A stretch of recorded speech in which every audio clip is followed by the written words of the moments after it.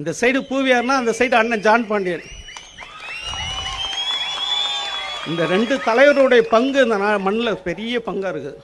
அன்றைக்கி அண்ணன் வந்து பௌத்த நிகழ்ச்சியில் வந்து பேசினார். பேசும்போது பேசிட்டு வந்து சொல்கிறார், என்னப்பா கரெக்டாக பேசினேன் நான், ரொம்ப அற்புதமாக பௌத்தமாக பேசினேன் நான்.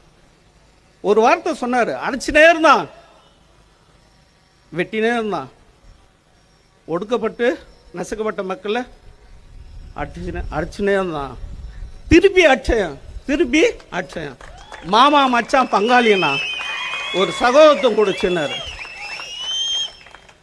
இதுதான் அகிம்சை. பாபா சாஹேப் அம்பேத்கர் சொன்ன பௌத்தன்றது அகிம்சைன்றது ரெண்டு விதமாக இருக்குது.